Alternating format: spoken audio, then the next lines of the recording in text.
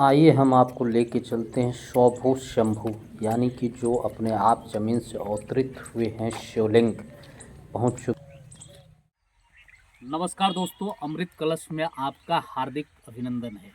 गाजीपुर गौरव धरोहर के अगले क्रम में हम आप पहुंचे हैं। ये दरअसल मेरी ही ग्राम पंचायत है, जहां पे एक खूबसूरत स्वभू शंभू का शिव मंदिर स्थापित है। मैं दिखाना चाहूँगा, ये खूबसूरत पंचायत भवन निर्मित है। मेरे कार्यकाल में ही इस पंचायत भवन का निर्माण करवाया गया है, जिसका खूबसूरत परिसर और इसकी बाउंड्री को निर्मित करा करके अंदर भी बहुत सारे काम हुए। मैं चल करके दिखाऊंगा। मैं ऊपर दिखाना चाहूँगा सबसे पहले शिव धाम यानी कि भगवान भोले का ये सुंदर स्थल। इसके बाद खूबसूरत शिलापट लगा हुआ है। इसके अलावा मैं दिखाना चाहूँगा, ये हमारे शिलापट लगे हुए हैं जिसपे जय गुरुदेव ग्राम गौरव से सम्मानित पहलवान कितने हमारे ग्राम पंचायत में रहे। और उधर भी सम्मान द्वार एक छोटा सा बना है। आकार से मैं चाहूँगा कि नज़दीक से दिखाएं। उसमें तमाम हमारे गांव के अच्छे अच्छे शानदार अपने ज़माने के पहलवान रहे हैं। हमारे बीच में भी कुछ विभूतियाँ मौजूद हैं। आप जैसे प्राथमिक विद्यालय के प्रधानाध्यापक के पद से अवकाश प्राप्त हैं। आप रेलवे से अवकाश प्राप्त हैं। और सम्मानित इस ग्राम पंचायत के ग्राम पंचायत सदस्य परम यादव जी, आप भोला यादव जी, श्रद्धेय आप तूफानी यादव मास्टर साहब। मैं सभी लोगों के साथ चलूँगा, अंदर दिखाऊंगा। स्वभू शंभू चर्चा कर रहा था। स्वभू शंभू, स्वभू शंभू का मतलब कि जो जमीन से शिवलिंग की, भगवान भोले की स्वयं उत्पत्ति हो, ऐसे चमत्कारी शिवलिंग को स्वभू शंभू कहा जाता है। सौभाग्यशाली हम लोग हैं जो हमारे ग्राम पंचायत में स्वभू शंभू जी आज हैं। और इनकी विशेषता, इनके महत्ता के बारे में हमारे जो अग्रज हैं इनसे जानेंगे। उससे पहले आइए हम चले या दिखाते हैं आपको अंदर का वो खूबसूरत नज़ारा, किस तरह से इसकी संरचना मंदिर की हुई है और क्या क्या अंदर व्यवस्थाएं हैं। उस स्वभू शंभू शिवलिंग की का भी हम दर्शन करवाएंगे आपको। तो आइए लेकर के चलते हैं।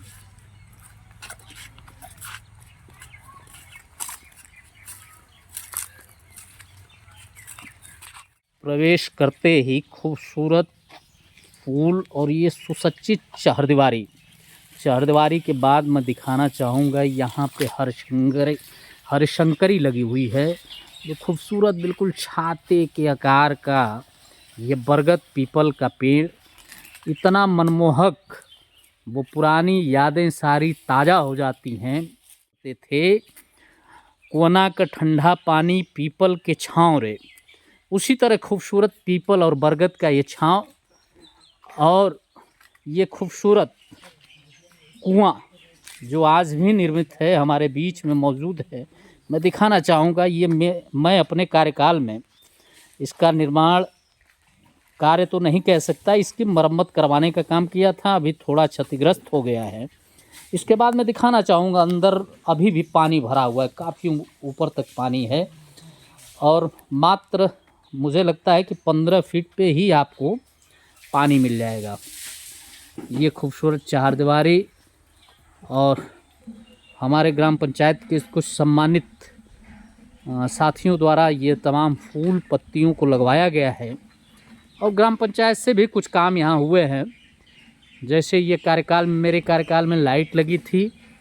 बाकी ये भगवान भोले का वो खूबसूरत मंदिर। और ये मैं स्थान दिखाना चाहूँगा, भगवान बजरंगबली का यहाँ किसी ज़माने में अखाड़ा हुआ करता था। मैं शिलापट आपको दिखाया, जो शिलापट दरवाजे पे लगे हुए थे, उसमें तमाम वो सम्मानित पहलवान हुए जो राष्ट्रीय स्तर पे अपने नाम को रोशन करने का काम किए थे, जिसमें श्रद्धेय कंगल पहलवान, नंदुल पहलवान से लगायत श्री बाढ़ू यादव, राम नरेश यादव, तमाम ऐसे पहलवान हुए जो खूबसूरत अपने गांव के गौरव को बढ़ाने का काम किए थे। उनके शिलालेख लगे हुए थे। और ये खूबसूरत अपना शिवधाम शिव मंदिर, चूँकि इस शिव मंदिर के बारे में जितना प्रचार और प्रसार होना चाहिए था वो प्रचार प्रसार नहीं है और लोग जान नहीं पाते हैं। इनकी महिमा के बारे में जो जानते हैं यहाँ निश्चित तौर पे आने का काम करते हैं। मैं दिखाना चाहूँगा ये टाइल्स और ये पत्थर जो लगे हुए हैं फ़िलहाल, ये हमारे गांव के सम्मानित जय माँ दुर्गा फर्नीचर और खूबसूरत उनकी कई प्रतिष्ठानें हैं जय माँ दुर्गा के नाम से, उन लोगों ने ही इस टाइल्स को लगवाने का काम किया है। तो बड़ा खूबसूरत लग रहा है। ये नंदी महाराज हैं। कहा जाता है नंदी महाराज को कि भगवान भोले के ये संदेश वाहक हैं और बताया जाता है कि जो भी अपनी इच्छा को मांगना चाहता है वो सर्वप्रथम भगवान नंदी महाराज के कान में अपनी बात को बताता है और ये मान्यता है कि नंदी महाराज आपकी बात भगवान भोले तक पहुंचाते हैं। इनको मित्र या साथी कहा जाए, क्योंकि अपने व्यवहारिक जीवन में भी लोग किसी से काम लेना होता है तो वो ऐसे व्यक्ति की तलाश करते हैं जो उस व्यक्ति का सबसे करीबी हो। तो भगवान भोले का अगर सबसे करीबी किसी को माना जाए तो नंदी महाराज को माना जाता है। इसलिए लोग नंदी महाराज में के कान में अपनी मनोकामना की बातें बताते हैं और मानते हैं कि जो भी नंदी महाराज से बताई जाएगी बात वो भगवान भोले उसकी मन्नतों को ज़रूर पूरा करेंगे को माना जाता है। मैं आइए सीधा चलता हूँ स्वभू शंभू के तरफ और जैसा कि मैं दिखा रहा हूँ कि स्वभू शंभू का मतलब कि ये वही शिवलिंग है जो कि जमीन से स्वयं अवतरित हैं। मैं दिखाना चाहूँगा कि ये तमाम इस पे वो निशान बने हुए हैं जो खुरदे हैं।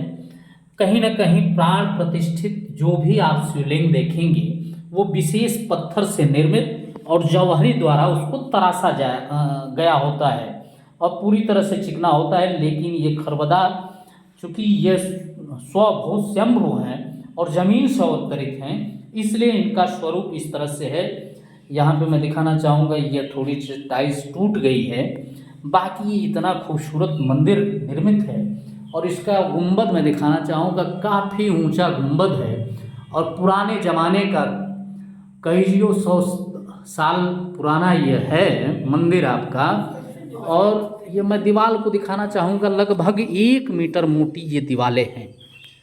तो ये बहुत ही खूबसूरत और चमत्कारी मंदिर है जहाँ पे आकर के मन की सारी मुरादें पूरी होती हैं और जो भी सच्चे मन से जो भी मन्नत को मांगने का काम करता है निश्चित तौर पे उसकी सारी मन्नतें पूरा होती हैं। तो आइए हम चलते हैं और चर्चा करेंगे यहाँ के वरिष्ठ और बुजुर्गों से। जैसा कि मैं चर्चा कर रहा था आपको दिखाया भी स्वभू शंभू, इसका मतलब कि जिस शिवलिंग की उत्पत्ति जमीन से हुई हो उसी को स्वभू शंभू कहा जाता है। तो आइए हमारे बीच में मौजूद हैं रेलवे से अवकाश प्राप्त प्रकांड विद्वान और हम लोग के बड़े भाई अग्रज जो अपने ज़माने की में एक शानदार पहलवान भी रहे और अच्छे खासे आप विद्वान भी हैं। तो मैं चाहूँगा सबसे पहले भोला यादव जी से कि भैया जैसा कि चर्चा होता है कि स्वभू शंभू के बारे में भी हम आपसे जानेंगे और क्या वास्तव में हमारे यहाँ के महाराज जी स्वभू शंभू हैं। नमस्कार दोस्तों, मैं भोला यादव ग्राम चौरा के जो शिव मंदिर है उसके बारे में थोड़ा सा बतलाना चाहूँगा आपको कि यह मंदिर स्वभू शंभू हैं। स्वभू शंभू उसे कहा जाता है कि जो नीचे से निकले हों, खुद धरती से निकले हों, क्योंकि प्राण प्रतिष्ठित जितने भी मंदिर होते हैं जिनमें मंत्र के द्वारा प्राण प्रतिष्ठित की जाती है मूर्तियों के अंदर, लेकिन इस मंदिर के अंदर ये मंदिर जो है स्वयं शंकर जी उत्पन्न हुए।